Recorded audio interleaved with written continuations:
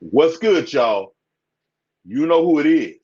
It's your boy, Big Tank Hank, coming at you with another live stream.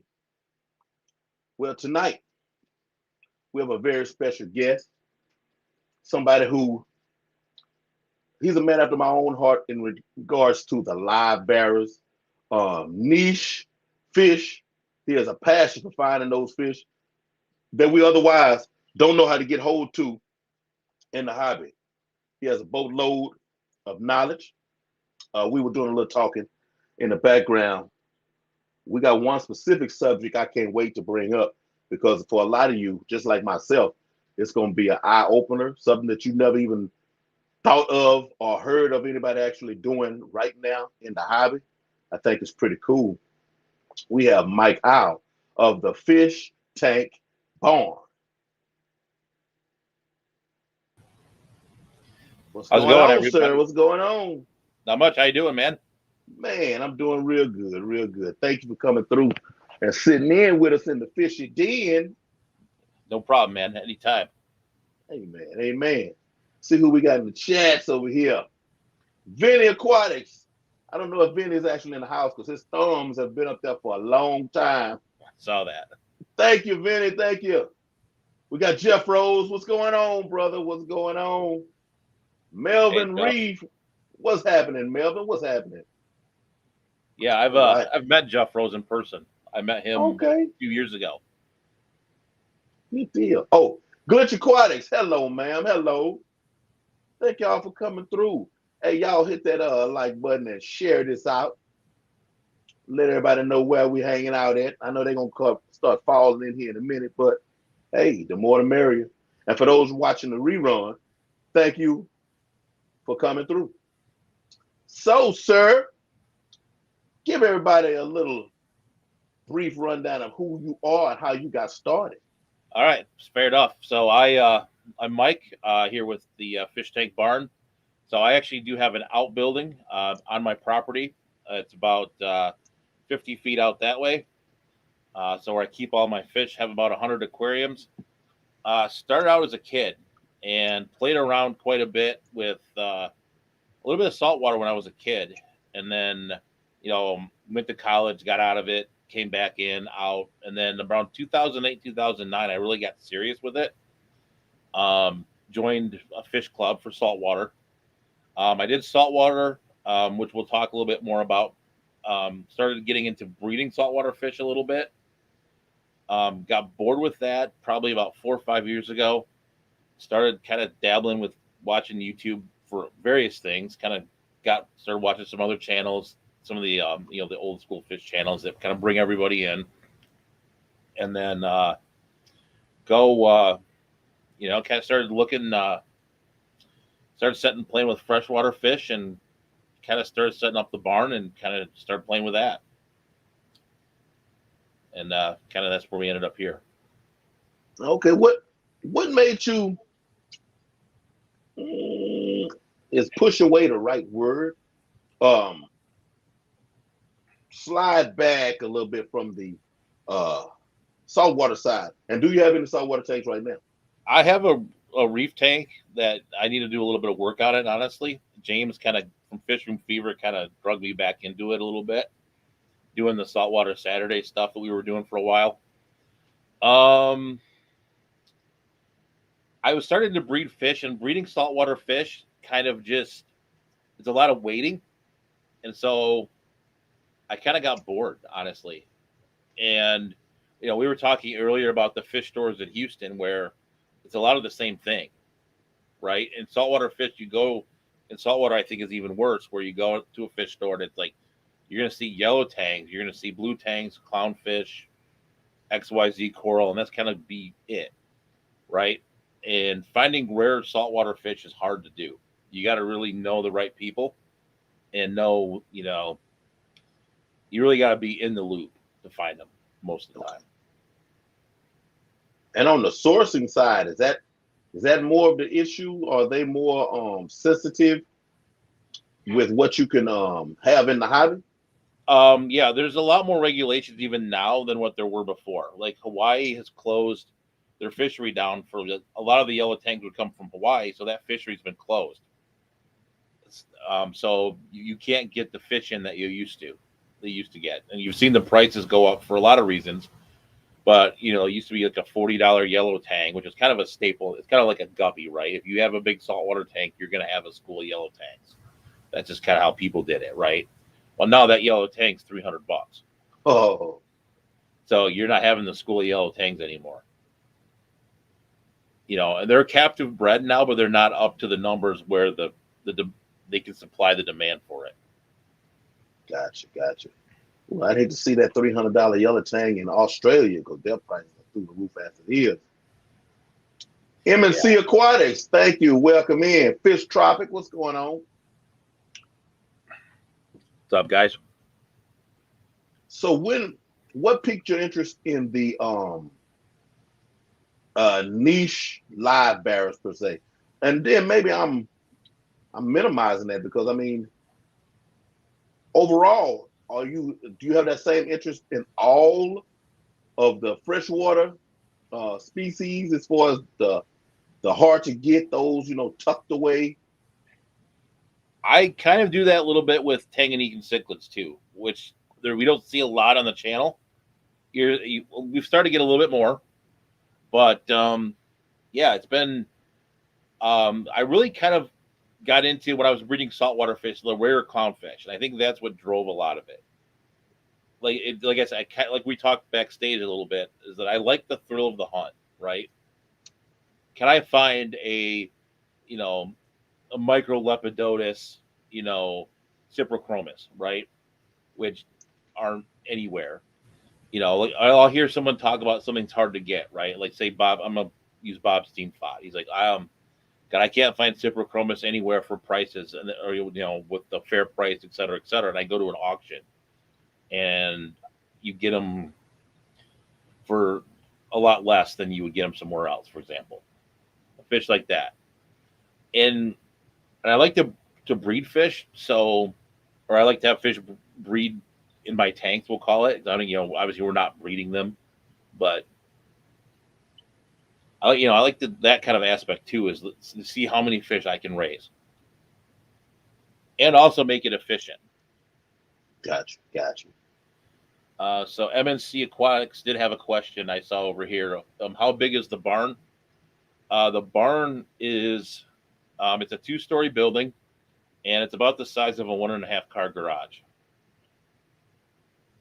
So that's terrible, but not enormous, but not small either. Gotcha. For 100 tanks. 100, yeah, 100. I think it's down a little bit now to maybe it's about 80. I haven't counted in a while. Okay. So just off the top of your head, what all do you have pretty much in your barn? It's a lot of it's a lot of live bearing species. So it's probably about half live bearing species. There's a 180-gallon reef tank. There's a smattering of like Central America. I've got a big 245-gallon tank with some severums, geophagus, and things like that.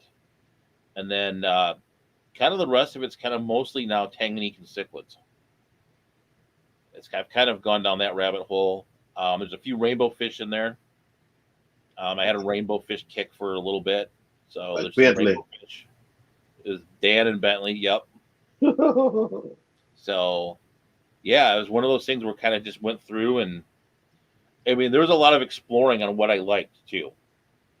I do have a 125-gallon Mbuna tank, just with yellow labs and purple ACI as well, which is actually one of the more fun fish tanks to have. I think it's just a lot of fun to have it, to feed it. I mean, they go crazy. It's just a lot of fun to watch. Right. So, yeah. So it's like MNC is talking about limias. Yeah. So limias are in there. There's probably got 4 to 5 species in limia. So, do you ship? I do not ship. You have to find fish for me. Either come up to Michigan for an auction, like I'm gonna do a little bit of club plugging for the club, but the Motor City Aquarium Club auction is November 13th at in Madison Heights, Michigan. So I'll have some fish there.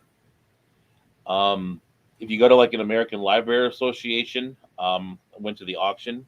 I put some fish in the auction.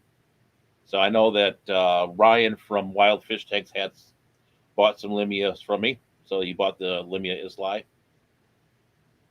And honestly, to find them, we were talking about a little bit about this earlier, is you really just need to find the guy who has them. And it's, usually that's through the clubs. If you have a club near you Ooh, or within like a, reasonable driving distance, whatever that is for you. I need to sit down. I need to make that a series on YouTube in my area. Just chronicle the search and pulling together, all of these specialty people. Because since we're clubless, it's kind of hard. I mean, Facebook, but I would almost have to join every club and then put in the search. If you're from Houston, hit me up. I mean, that's almost where I would have to start here.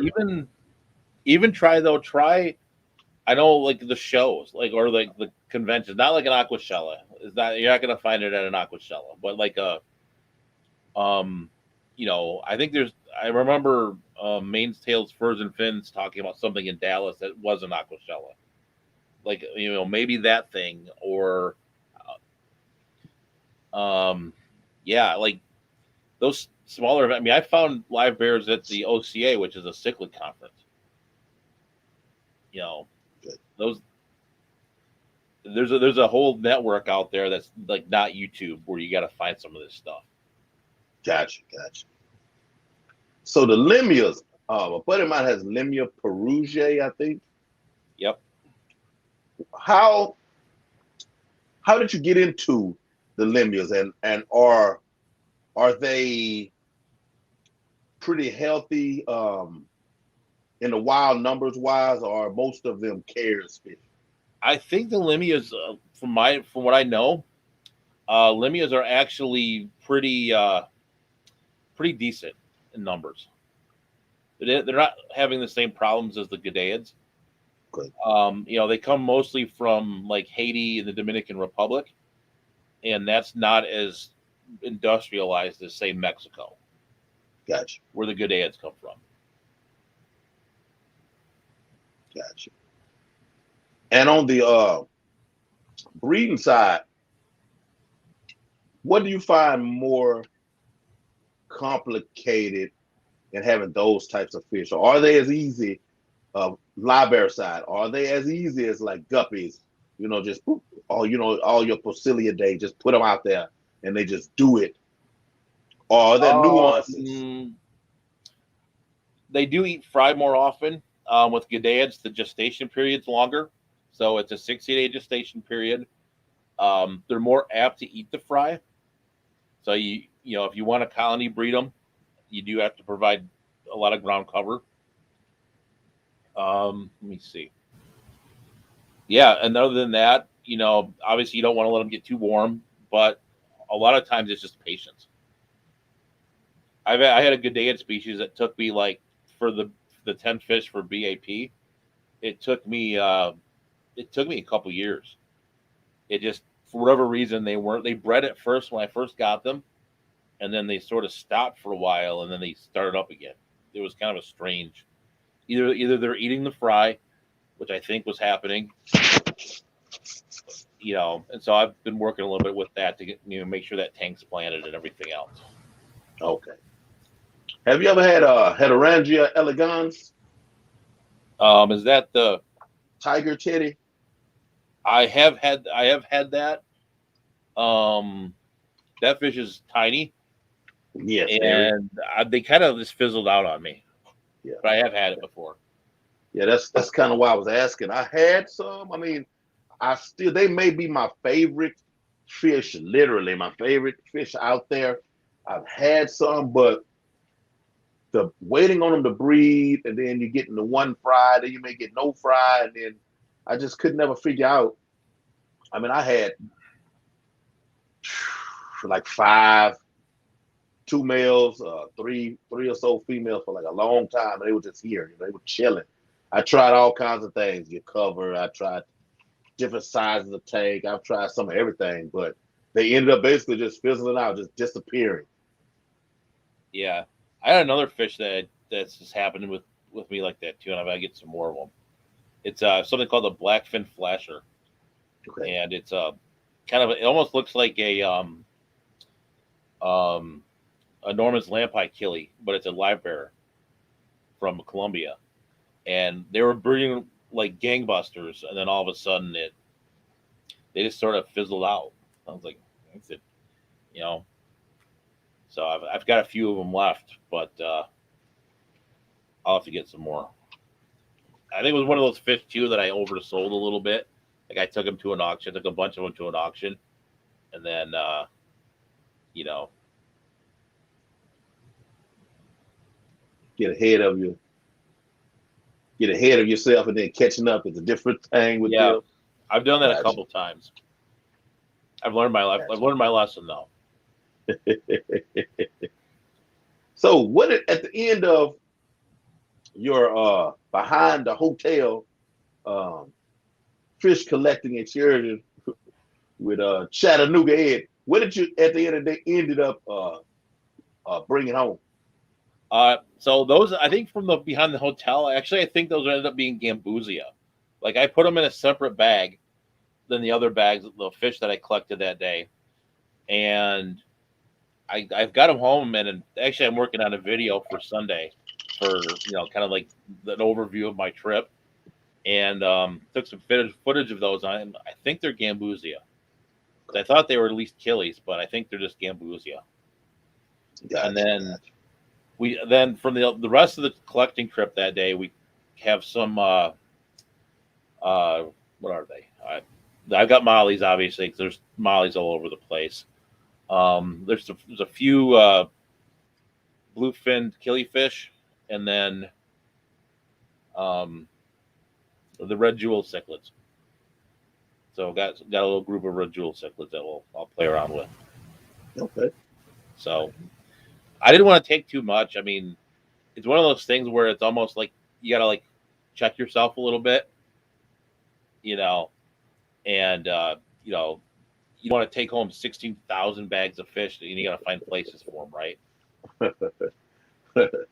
Yeah, that's easy for us to do. Yeah. Yeah, I mean, I did go a little bit wild with plants though. There was one spot where we went to. It was in like a shopping mall. It was a and I took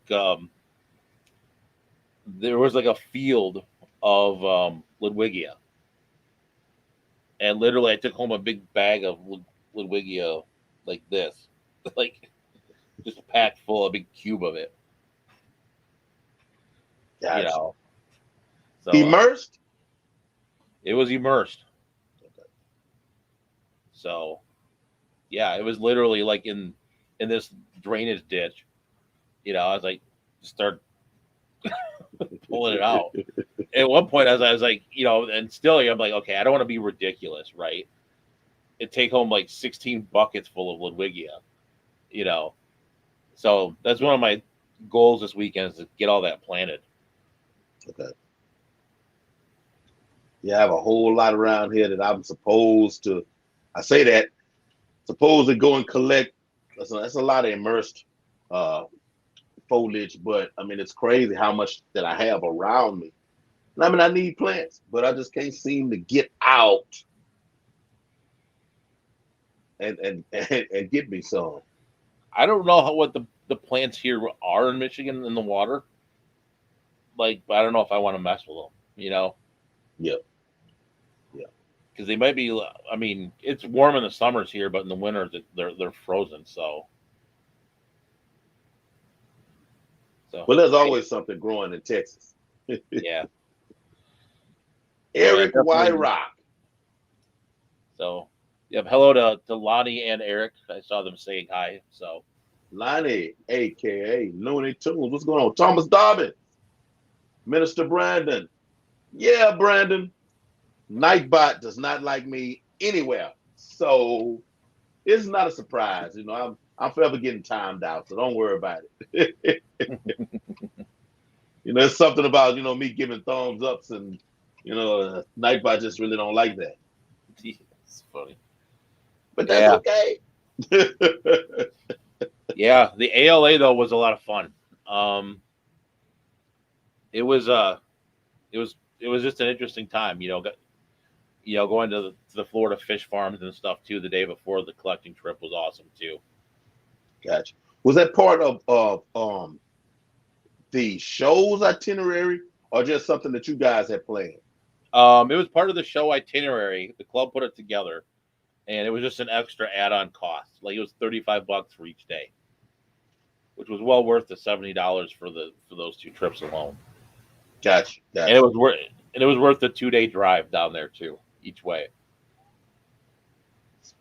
That's pretty cool, man. When I sit and watch some of the videos of the people who actually have those uh farms, again, Texas, man, it seems like we're so far out of the loop when it comes to we will provide a place for you to buy fish for your fish tanks in Texas.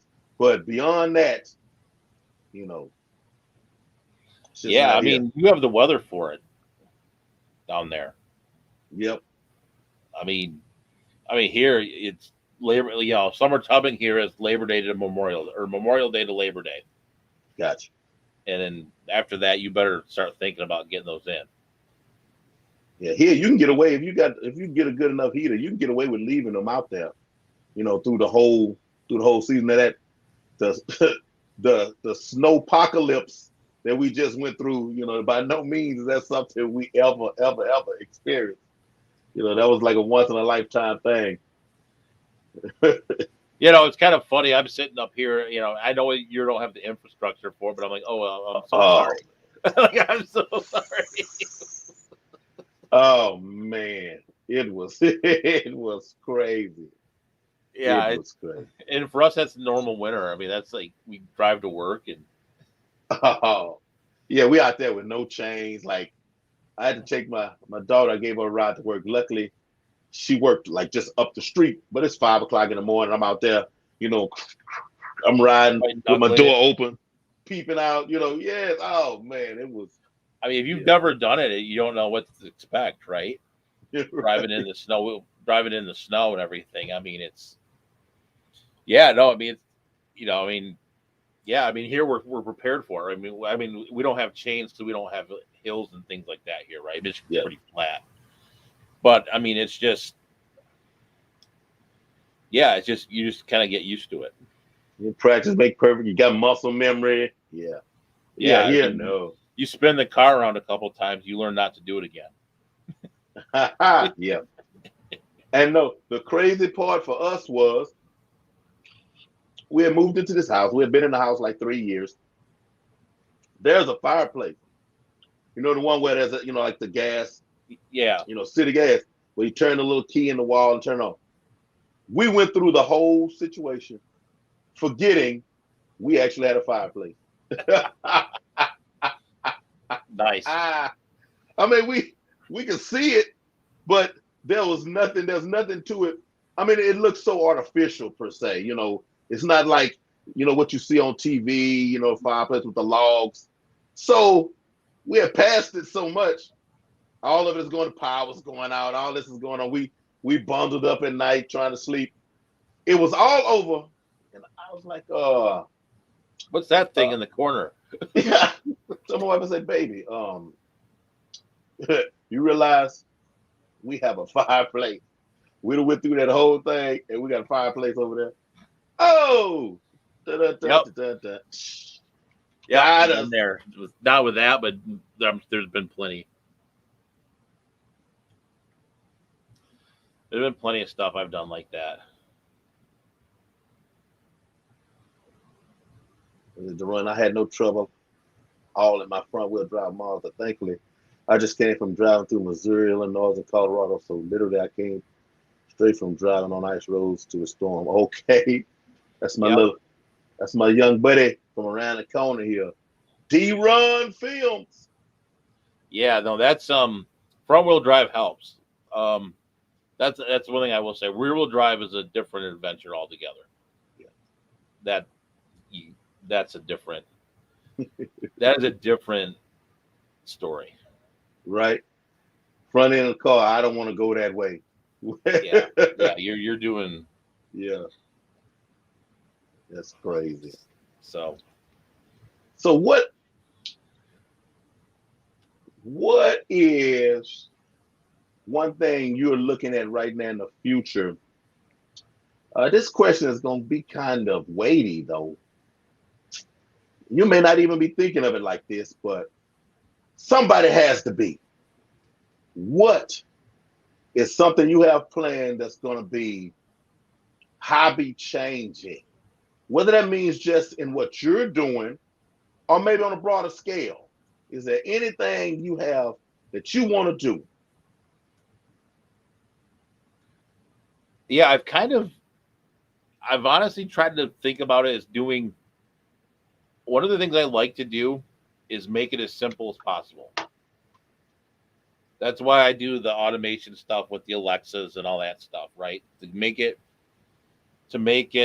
um, really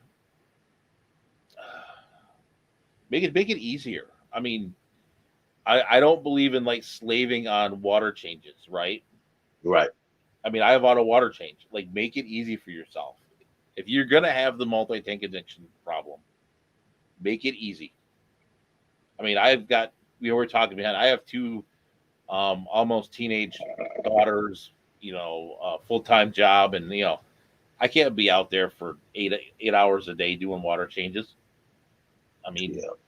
so make it easy for yourself. I mean, that's the one thing I learned with doing the saltwater stuff first. Is there's so much automation in that world that make it simple. I mean, I kind of, you know, I don't want to jinx myself, but keeping most fish species is not hard as long as you follow some simple rules, right? Don't let learn the cycle, you know, learn some basic maintenance, and you're kind of in a good, keep things stable. And you're kind of in a good spot. Gotcha. So that's kind of where I'm heading. I'm always looking for ways to make it easier. Um, I still kind of want to do more, find more Gadads, more live bears. Um, and I'll probably try to go to more hobby related stuff, like like I went to the ALA, maybe I'm pretty sure I'm going to try to go to the Triple Crown next year, you know, those kind of events. And, I'm always wanting to learn and be a better fish keeper. So the more that I can learn, and, obviously I pass some of that on to my videos. So I kind of where I'm heading with it. Gotcha. That's a good direction to go. Cause yeah, I don't have close to that many tanks. I have maybe, and I have to count every time. 8 right now, and yeah, my water changes can probably be done in an hour. But yeah, I need to make my to make mine easy also. I mean, right. You'll have more time to sit and enjoy the fish, observe things. And I think a lot of people's fish breed and they don't realize it. I mean, because they don't sit and watch the tank, right, and observe it. I Yeah. found fish. I kind of went through a phase in the summer where I wasn't out in the barn as much and wasn't observing the tanks as much because you got more going on. Stuff, I cut the grass, do that kind of stuff in the summer. And I was kind of like, I was looking, all of a sudden I had a whole bunch of fry from everywhere. Even rainbow fish. I have rainbow fish fry that came out of nowhere. Good problem. Yeah, it was a good problem. I mean, it was funny. I was these rainbow fish, just these little fish. I'm like, didn't know what they were. Netted them out and put them in a rearing tank and reared them up, and they're Goiter River rainbow fish. Okay. Okay. And they're about yay big now. Let me find the camera again. Here we go. So would So you have So you have enough variation um, of fish in the sense of them not being able to breed with each other to where that would not be an issue. You know, there's a lot of people. Fries Yeah, just no, show I up. keep them separate. Like Okay, especially the Ghanaian stuff like that. You know, those are so endangered that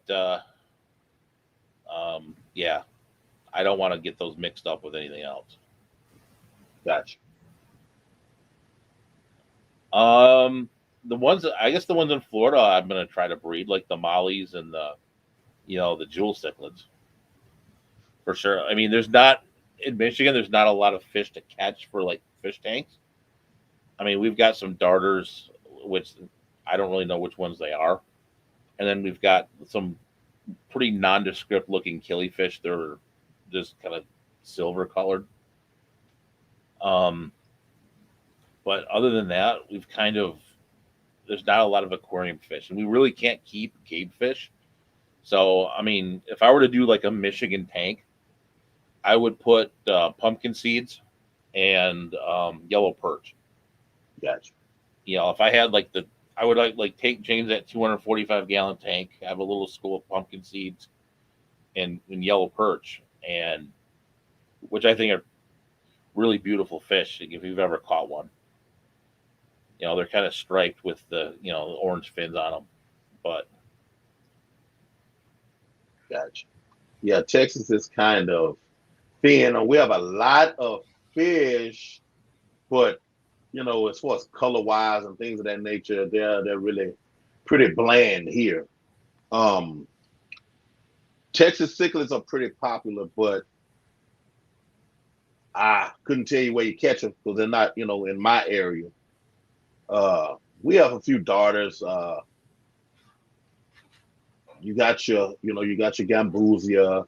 Um, Again, not being able to keep your game fish. You have your hybrids, and you have your stripers, your black bass. Black bass, which is largemouth, and we got we run the gamut with the pumpkin seeds and the long-eared. Uh, I don't know if they would be still in the same realm as the sunfish, pumpkin seeds.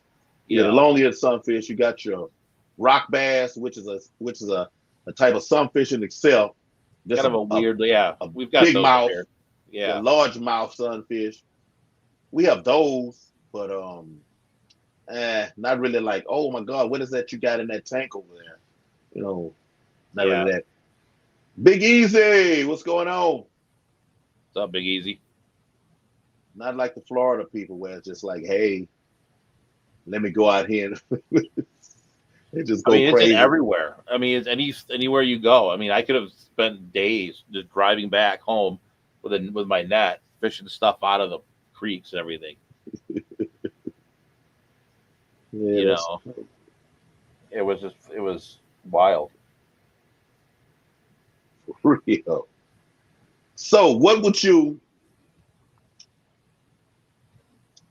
what fish would you say right now you really are on the hunt for per se?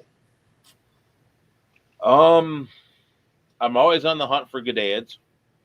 So if I could ever find one, any new species of gadads for sure, and then any sort of rare live bear. I'm always there's so many out there that people don't know of. You know, I mean, I bought some stuff at the ALA that's from like the University of California. They're like Pasilia infans and Pasilia prolifica, and I've never seen those before.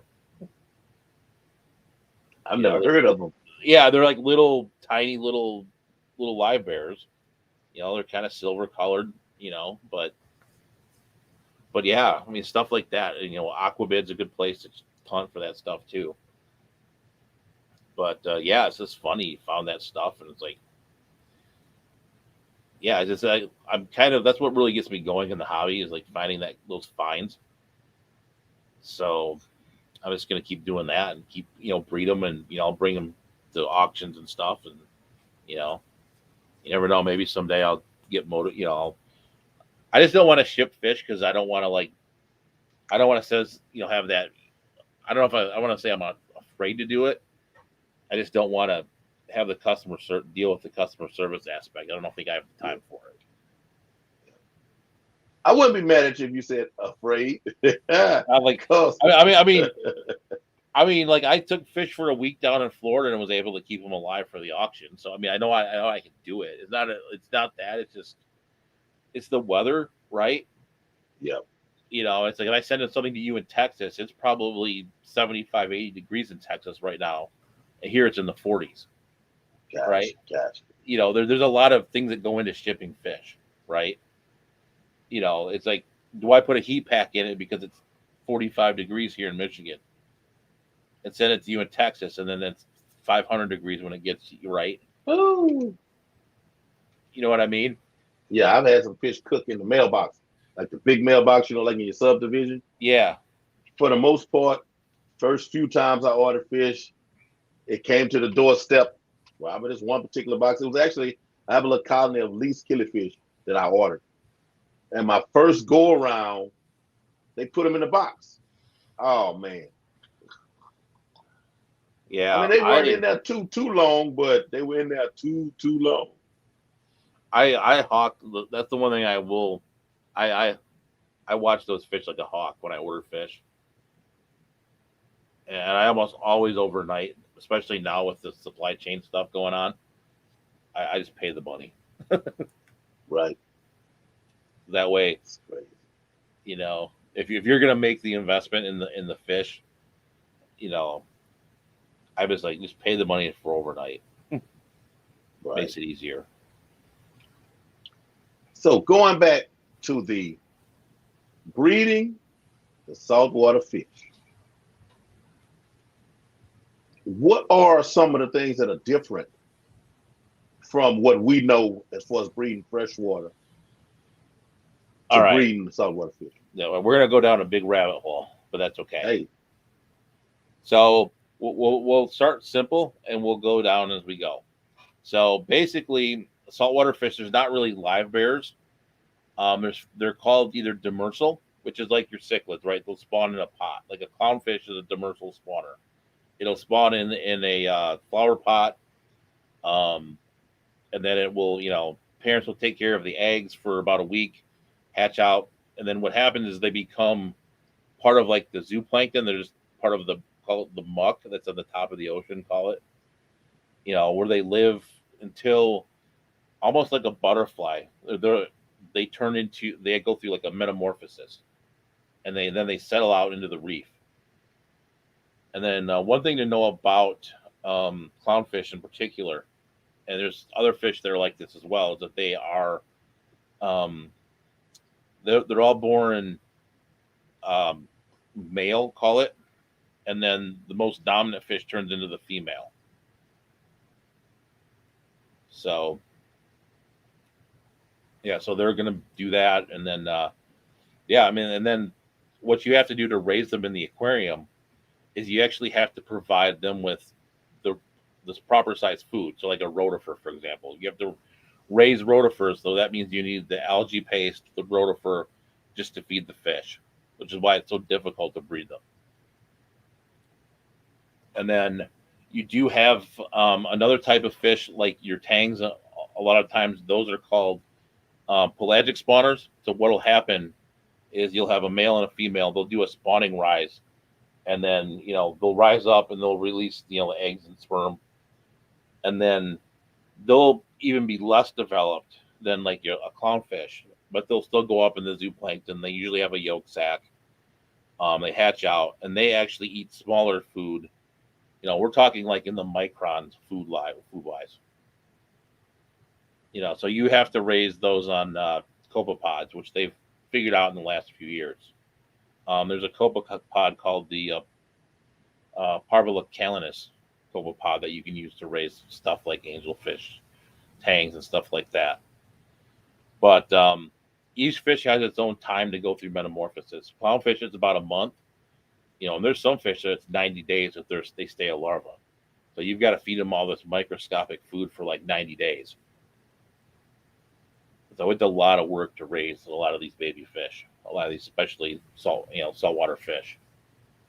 But it's really important if we want to keep those in the trade, with regulations coming in, supply chain issues, et cetera. The more people that can, and at this point, it's companies, right? You're not going to breed yellow tangs in your backyard. It's just not feasible. You don't have enough space to get you basically have to have like a 2,000-gallon aquarium to really raise them, get the fish up to spawning size and, have that work out. But yeah, it's really, interesting thing, have to see that develop and see everything grow because, years ago, um, we actually kind of started a group, a buddy of mine did, where we would bring in speakers. So I got to meet a lot of these scientists who were raising these fish, and it's just amazing how far they've come. I mean, 10 So years ago, we weren't raising clownfish even really. they are like microscopic size when they're born. Yeah. I mean, clownfish are fairly big, but a lot of them, they're like microscopic. They're like little tiny little slivers. But you've got to collect the eggs because a lot of times they do it in like public aquariums, right? Like they'll create like an egg catcher. They'll catch the eggs out, they'll raise them, and it took a long time just to figure out what to feed them, right? And once they figure that out, and then and you can spoil the cultures too if you've got things like ciliates, which are another little organism. You're getting into like microbiology almost at that point.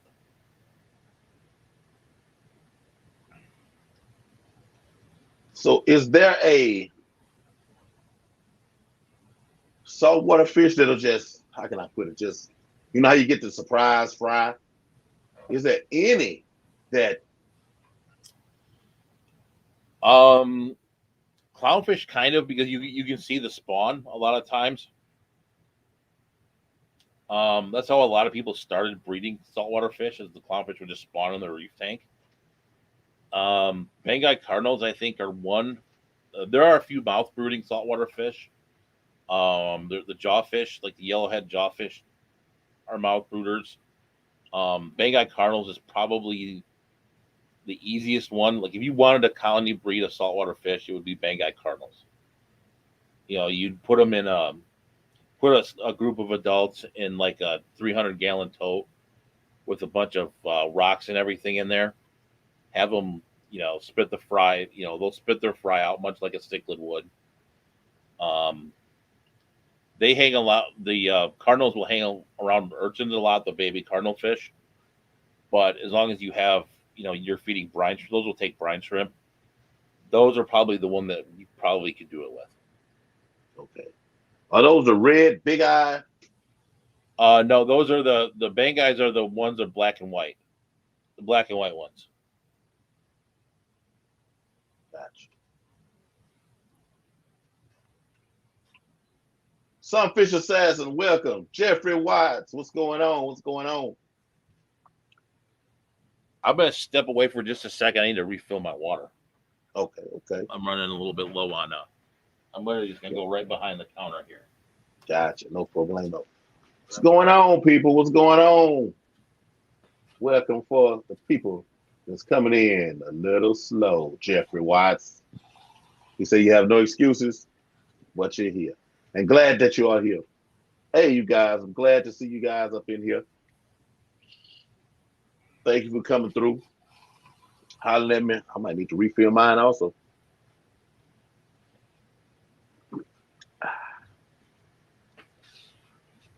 Why I drink coffee?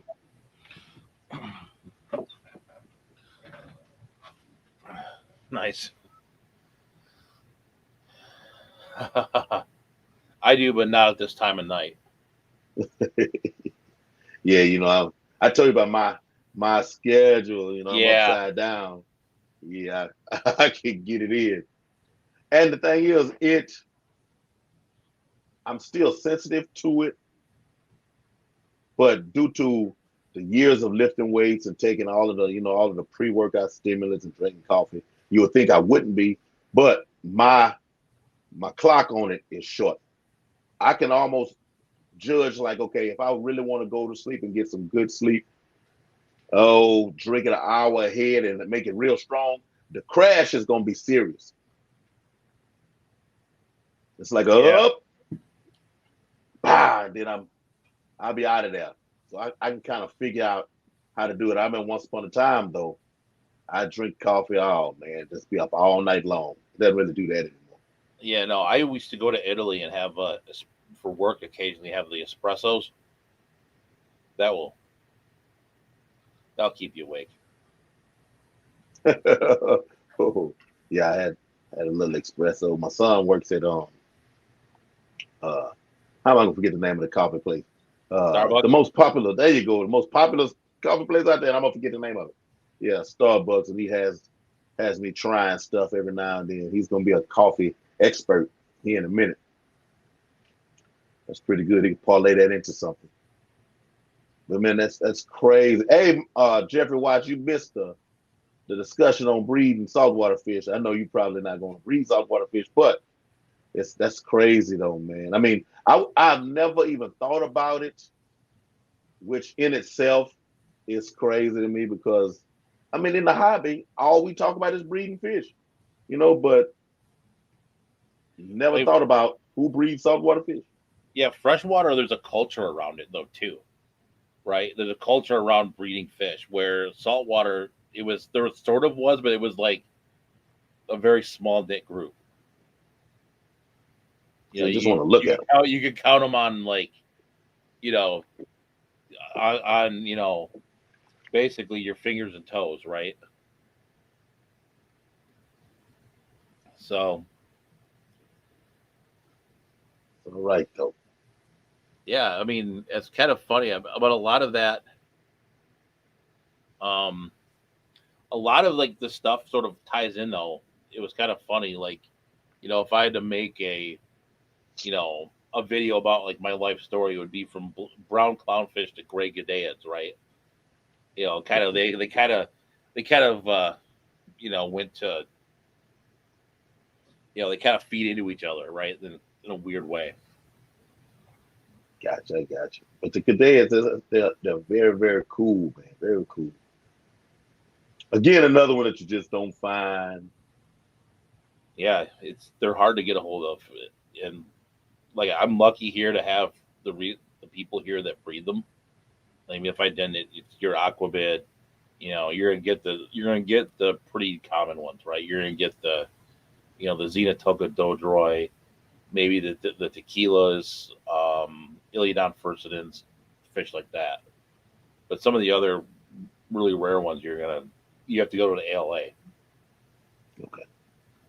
So are they kind of like you have some lemurs that have babies so large to where they may only have a few fry, one or two fry, so in a long span, like they're huge. Or the Ghanaians, something like that. Yeah, they'll have only a handful of fry. Since the gestation period's 2 months. I mean, they're um, like 3 to 4 maybe.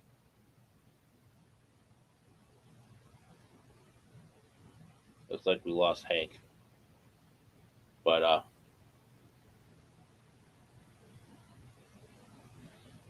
so the sunfish assassin says that I'll say my mature bluegill shellcracker hybrid will try to breed. Can y'all hear me? Yep, I got you.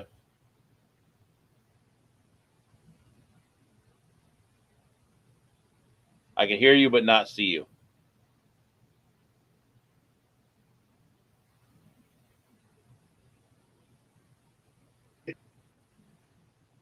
All right, Can you hear me? I can hear you. Yep, I can hear you.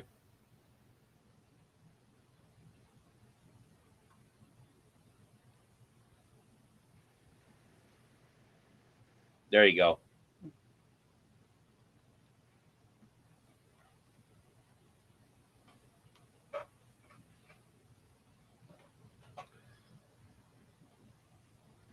Cool. So Coming in and out. We're coming in and out. Having issues. Having issues. Check 1 2 3. Are we back? Are we back? All right. All right. I don't know what that was. Yeah, you just went black on me. Yeah, I I'm like, don't. well, I'm gonna have to wing it for a minute. Oh, it just went it just went crazy over here. I don't know, stuff I had not seen before ever. Maybe Yeah, they're I had trying the to tell power me. go out when I used to stream regularly. I had the power go out one time, right in the middle of it. Like the power went out in the house and everything. It just went dark. Like I think, well, I guess we're done now. Man, I don't know if it's trying to tell me something. I was telling a guy earlier who I was talking to about being on the stream, and I was telling him, I said, hey, he was like, man, I have to get my stuff together. I said, you know what? I've been streaming on my phone ever since I've been streaming. And most people I know, do it on the computer. I was like, no, I did one on the computer, and I was a guest early on. And me saying that today kind of braggadociously, I guess. And that's telling me now you better put me on a computer Yeah, no, now. I don't know. I built the computer. I went like all in. I built the computer and all that stuff. So, but yeah, it's sort of you know, it's for as little as I stream. Now I have like all the setup stuff. Like I've got a Canon camera over here that's like an old Canon camera I have. I used to for the camera. Got the Rode mic over here, so I kind of went all in for but then I have to like remember how to do it right. Right, right. Like yeah, okay, let's make sure we got all the settings right. Yeah, my son built a computer. He's got it now. Maybe I need to rob him on Friday nights. Hey, I'm using this computer. Yeah, it's funny. Like I never had done it before, but I kind of just watched a video and kind of figured it out. You know, it Right. actually wasn't that bad. It was like putting together something from IKEA, right? You know, We got Bunny Viper. Welcome in. Alex Cardinal. What's happening? What's happening? I do like the Sunfish Assassin name. That is an awesome name. He said he's out there. But Ah, yeah, it's one thing I do a little bit. I'll do a little bit of fishing. I haven't done it a lot in the last few years, but I have done that. Done a little ice fishing too, which is it can be either really boring or really fun. If you find yeah, the ice fish, it's a fishing is lot of very fun. interesting. If you find the fish, it's a lot of fun. But a lot of times you're just sitting out there in the cold. you know. Yeah, I was just wondering, like, how. I mean, I guess down deep the water is warmer, but to look at the depth of the amount of ice that I see them, drilling and pulling out, and I'm like, how do you even find a fish down there that wants to eat anything? Right. See them catching muskies and stuff like that, pulling them out. Yeah. That's There's crazy. pike and all kinds of stuff. Yeah, but honestly I do it for fun. I don't even like to eat fish, so I throw them back. But yeah, I mean it's just you go out there and you just kind of do your thing for a while, and if you don't want to, then move to a new hole. But there's a lot of people who will just go out there with a bucket.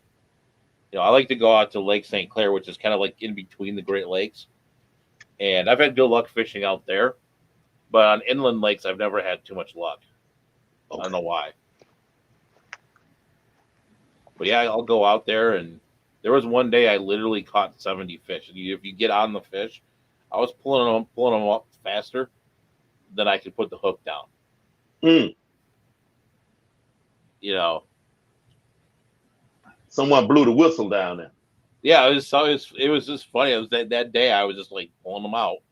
I mean, a lot of them were smaller, but still, I mean, they were decent size. Yeah, so let's in Canada we ice fish and drink to yeah, stay occupied. That's true. There are lots of fire. Yeah, no, yeah, there was one guy though. The last time I went out, which was a couple years ago, he was not too sober, and that's not a real safe thing. Being out on the ice, Yeah. especially out on the big lake. You know. Fish tropics say they are moving ice huts. on tracks in Ontario. Yeah, yeah, I know where Lake Simcoe is. Yep, that's that's apparently like the place to go to catch like big perch and walleye. Apparently, it's up in Canada. It's pretty cool. I used to fish. I used to literally fish every day as a youngster. Like I had my stuff in my trunk of my car, get out of school. Before I get home, go to the fishing hole. I either used to build little traps, little bait traps. I'd either go check my traps or drop a hook in the water. And if it was just an hour, I was gonna get out there. And then to go from that, ironically, to an adult, and then just don't fish at all. I didn't have any bad experience. I just stopped. Like I don't know. Yeah, I mean, I kind of funny. It's just like, yeah, I sort of did that, but then like my buddy had a pond, and so there was big bass in there, and we always threw everything back, right? And there was bluegills and sunfish and everything. We would catch them with milk crates. So we'd put bread out, and we'd catch it like bluegill by the milk crate full out of his pond. We'd put them back. We'd put them back. We'd just do it for fun. So So would they yeah, swim in and can't swim out? yeah. You know what we would do is we would just set the on the top of the water. We would just put bread up there. They'd come up, and we would just scoop them up with the milk crate. Oh, okay, okay, okay. Like they're just by the so. But yeah, it's just been I have a little boat that I'll take out on the inland lakes around here and go fishing out here. But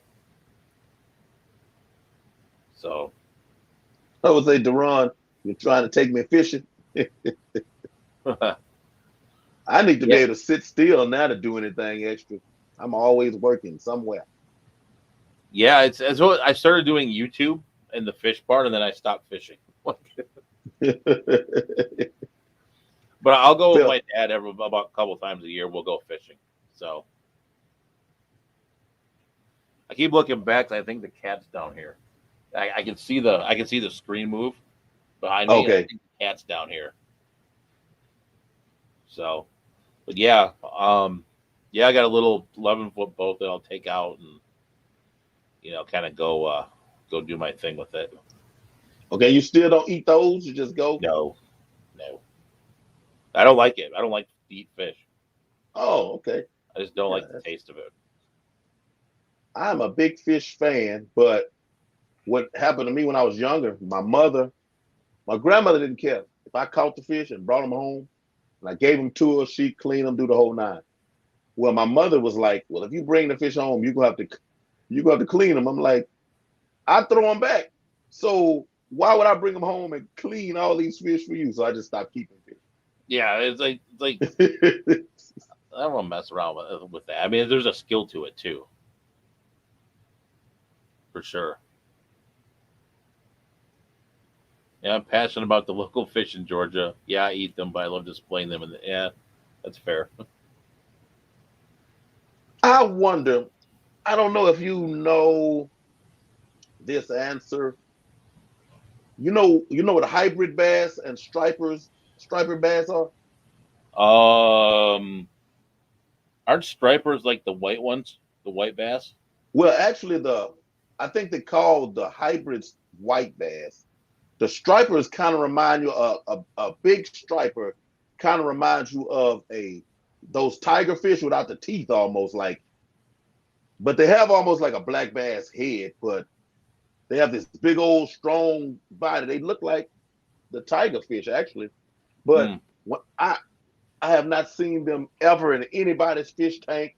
I mean, are they like the great white shark where you just can't keep them in captivity? Because I know a place now where they've been there my whole life. People can go catch them now. You never see videos on YouTube, nothing. Nobody has any white. Where the stripers are, the hybrids are white bass. Yeah, nobody has any of them that I see, or the stripers in fish tanks. I I know in Michigan you can't keep them, But yeah, I don't. Maybe it's just they're big, and I know they're. Yeah, maybe they're just too big, and people don't want to mess with them. Mm. Well, I mean, everything starts out as babies, so I mean, Yeah. that's the part I'm tripping out on. Cause there's a little lake down, well, not where I'm now, but close to where I was from, Lake Somerville, Yep. and there were so many tributaries running from this lake. The lake is huge, and there's so many tributaries running from them.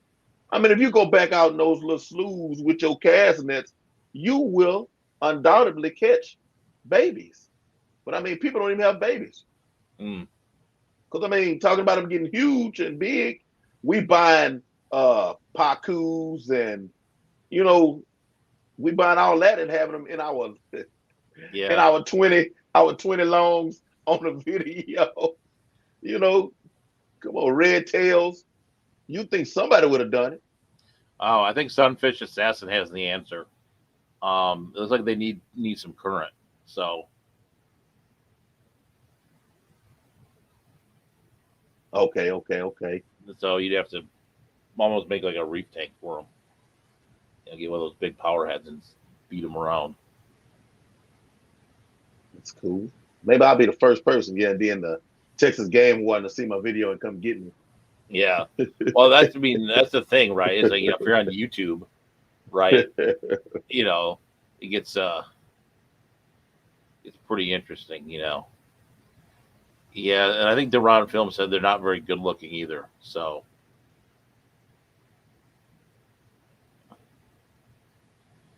yeah, so Gotcha, it's like gotcha. yeah, Well, yeah. we didn't hit that hour mark. Glitch, I'm finna let you go, ma'am. Don't leave yet. We didn't hit that hour mark. I know, I know. I try now, on my streams, I try to keep people up too late. I got you. And thank you for coming through, ma'am. Thank you very much. Yeah, yeah, we did hit the hour mark, so we can go for a little bit longer. But I'm starting to drag a little bit too. Yeah, no, I usually get on out. I mean, if you have anything that extra that you wanna give to the people. Yeah, let me see what else. There's going to be a lot of stuff coming from the ALA stuff on the channel, so keep an eye out for that. Um, but yeah, just hit me up in the comments or whatever if you got any questions on G'dayids, whether we're live bears, and I'll do my best to answer them for you. And if you're not subscribed to Hank, definitely hit that subscribe button for him, and hit the bell for sure. Well, Devin, thank you very much. Thank you very much. But yeah, I used to go 2 hours, hour and a half, 2 hours. I think I may have one where I've even come close to three. But there's so many people that I mean it's just late for them.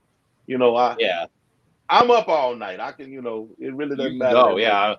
Yeah, Yeah. yeah, yeah. I was up at a little before 7 this morning, so Yeah, no, I'm definitely hitting the tail end. I've gotten to where, I have no issue with it. I have no issue with it at all because I'm gonna be back next Friday. I want to say the word guaranteed, but hey, I don't know what my God has in store for me. But I'm gonna try to be back every Friday. But I'd like to thank you very much. So, no, I'm gonna keep that to myself. I'm gonna keep that to myself. I'm not gonna put that out there yet. I'm gonna hold that. All right. Thank you for coming on, sir. Hey, no Y'all finna let problem. a cat out the Anytime, bag. anytime for sure. Thank you very, very, very, very much, man. You're very interested. Thank you with the breeding Southwest. So you're gonna have me, in there searching, all night tonight looking at, videos on people talking about breeding saltwater fish. Hey, Thank you, no, man. it's good. It's good to. I always like learning about stuff that yeah, I may not be interested in it, but I always still like to learn about it. Right? Yeah, I may never do it, but like say like arapimas or something. Right? I'll never keep an arapima, but it's always fun to learn about stuff like that. most definitely. See, I have that mentality as a kid. And when I got fish running in the bamboo over here, I, as a kid, I always had these huge aspirations that were nowhere near reality but I would research something and become almost an expert on something that I know I'm not even going to do. Yep. I built enclosures for stuff that my mama was never going to buy for me, but just in case. That one moment of weakness is all you need. One Most moment. definitely. That's that You that one one moment in moment. time. That one moment of weakness. Oh, for That we real. just need that one. That what you need that one crack. That's You need all you it'll need take. you need mom or dad to have a bad day, and you weasel your way in there, or you just beat them down. Right? Oh, okay, boy. Okay, get out of here. All right. I'm Like, okay, gone. you can have the dog now. For real. Whew. All right, chat. Thank y'all. Thank y'all for coming through and visiting with us. Thank you for having me as Same. well. It was a pleasure. Most definitely. Most definitely, man. I'm trying my best. Trying my best. I believe in bringing as much knowledge to the fish fam as possible, man. I mean, since I've been doing this, I mean, I've been on YouTube for almost 10 years, but as far as the fish side, 2.5, 2.5, 3. And now I don't watch, my wife and I have some uh guilty pleasure like reality TV shows that we watch together, but we only get a couple of nights a week where we can do that. But anytime I have the little time or I'm about to go to sleep to go to work, whatever, I'm watching YouTube. It's like that's pretty much all I watch. So I'm forever watching videos. Just if it pops up on my you might be interested in or whatever, I look Mm-hmm. into it, especially if it's fish related. And if it's anything, especially those obscure things, and I'm like, man, I never heard of that. I never seen this. I'm trying to bring it on, bring somebody on that can shine some light, shine some light on some things, as well as, those new people who, man, they're just putting out videos. They just want to do it. Hey, come on here, let some more people know that you're out there. But yes, Sure. you're one of those people that we hold in regards over here to the side that we'll go to your station. You know what I'm saying? When we want to get some information, when we want to see, like, especially in my case, with those, like, if you notice, I kept asking about those obscure fish, your Yep. live bears. Because I came in on the live bear side. That's how I got started.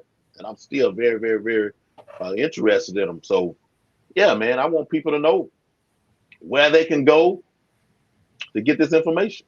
Yeah, I definitely do quite a bit of stuff on those rare live bears. So yeah, check out that. Two places to go besides me is there's the G'dayad Working Group, Okay, okay, which okay. they do the conservation of G'dayads, and then and then American Library Association. Join the if you're really passionate, join the American Library Association. Go back through all the old articles and stuff. Okay. That'll work. That'll work. All right, y'all. Gonna close the door. You know what I always say. Take care of those fish. Love somebody. Let them know they're not here by themselves. They're not alone. Reach out and help somebody out. We're out. Peace.